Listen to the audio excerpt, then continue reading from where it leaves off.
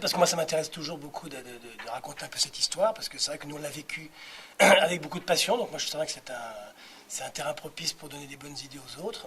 Tant que ce n'est pas des concurrents, je raconte avec bonheur comment on a vécu ça pendant 10 ans. Et je trouve en plus qu'il y a il y a beaucoup d'expériences intéressantes, parce que ces histoires-là sont rares, en fin de compte. Nous, on a eu beaucoup de chance de pouvoir reprendre comme ça une radio, de la transformer. Aussi d'exploiter ce format qui est un format original, qui est un format passionnant. Travailler avec des personnalités, travailler sur l'actualité, travailler avec interactivité, avec nos auditeurs, etc. Ça, c'est vraiment un format très original et très passionnant à vivre tous les jours. Moi, c'est le premier truc que j'explique à un salarié qui nous rejoint. Je lui dis, tu te rends pas compte, tu vas pas enchaîner des disques pendant toute la journée, tu vas pas porter des cafés, tu vas travailler avec des personnalités, qu'une radio qui est branchée sur l'actualité, c'est passionnant. Profites-en. Cette expérience-là, qu'on la partage, c'est légitime. Puis moi, j'ai eu beaucoup de chance dans mon parcours professionnel. Moi, j'étais happé à 20 ans par un des meilleurs professionnels de la radio. Donc, j'ai fait que ça depuis 29 ans maintenant. Et donc, dans ce parcours-là, parce que j'ai pas eu de début laborieux, j'ai eu beaucoup de chance tout de suite, et ça m'a été très profitable tout de suite. Moi, je considère que je dois partager aussi cette expérience avec ceux que ça intéresse. Donc je passe toujours beaucoup de temps, et avec les stagiaires, les nouveaux employés, et quand c'est dans des écoles, je le fais avec bonheur. D'accord. Et pour revenir à votre parcours, quelles sont les personnalités et les rencontres qui vous ont marqué durant toute votre vie Mes parents d'abord. Ensuite, le premier, parce que le premier, c'était le patron d'RFM, il s'appelle Patrick Meyer. J'ai été lui pourrir une soirée où on s'est retrouvés par hasard. Pour se débarrasser de moi, il m'a dit venez visiter la radio. Je suis venu visiter la radio, je suis resté. Et c'est comme ça qu'il m'a embauché au bout de 6 mois. Donc ça m'a marqué. Après Baudecroux, moi j'avais 23 ans, Baudecroux il me reçoit une fois, et puis il me rappelle, et puis bon, vous partez demain à Toulouse, vous êtes directeur de la station de Toulouse, vous allez lancer Énergie. Bon, moi j'avais 23 ans, je suis arrivé là-bas, j'étais le plus jeune de la radio. Bon, c'était une expérience formidable. Après, j'ai la chance de rencontrer quelqu'un européen qui m'a emmené à l'étranger. Donc j'ai lancé des radios en République tchèque, en Roumanie, j'ai travaillé un peu en Russie, en Turquie, en Pologne. Bon, ça, travailler à l'étranger sur votre métier, quand vous avez déjà 15-20 ans d'expérience, c'est formidable. C'était vraiment une transmission de savoir-faire, et puis les confrontations avec des gens qui ne vous ressemblent pas, c'est quelque chose de passionnant. Et puis RMC, Alain Veil, qui est l'homme le plus complet de ce métier,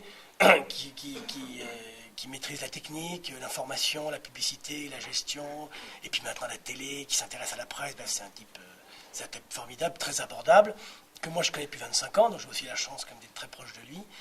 C'est quelqu'un qui me marque considérablement, bien sûr.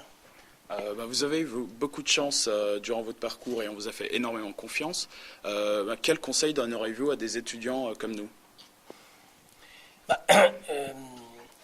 Je pense qu'il faut savoir s'écouter un peu. Je pense que c'est sûr que c'est des métiers qui sont excitants, qui brillent un petit peu, mais je pense qu'il faut savoir soi-même si vraiment on a envie de les épouser. Ensuite, il faut se faire confiance, parce que il y a peu de gens qui vont le faire. Moi, je m'y attelle, mais je me rends bien compte dans mon entourage que d'autres le font assez peu. Quand vous rentrez dans une grosse rédaction traditionnelle, je caricature un petit peu, mais on va vous faire porter des cafés pendant 1 an, après trier des dépêches pendant l'année suivante, etc., etc. Et un peu comme à l'armée, on va vous demander de récupérer les grades un par un et de monter dans la hiérarchie. Moi, quand je vois quelqu'un qui a des facilités, il est au standard, je peux vous assurer qu'il va aller vite ailleurs. J'ai pas de raison, parce que c'est ce qui m'est arrivé à moi, j'ai pas de raison de le laisser au standard pendant 2 ans, parce que c'est la formation normale. Je vais très vite le mettre sur une émission, le monter, etc. Et il y a des gens chez nous, si vous connaissez les grandes gueules, Olivier Truchot, par exemple, on l'a embauché en 2001, il venait d'Autoroute FM, il a commencé par présenter chez nous un décrochage Île-de-France, et puis il a du talent. Et il n'avait pas eu trop de chance, je sais pas, il devait avoir 32-33 ans à l'époque.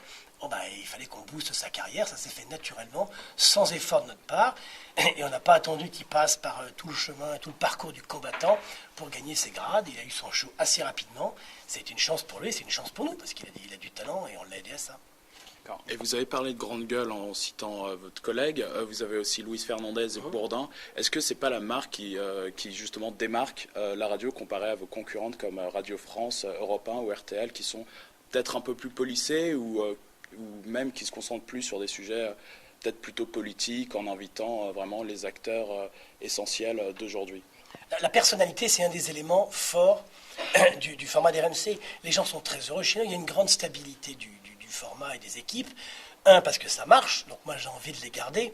Mais deux, parce que les gens sont heureux chez nous. Ça, c'est clair. Luis Fernandez, il a 2 heures de radio chez nous, il s'éclate. C'est 2 heures de Luis. Tout est fait pour qu'il soit mis en avant. Et c'est pas un pion qu'on balade. C'est le show de Luis pendant 2 heures. Il a les clés de la radio. Il fait ce qu'il veut.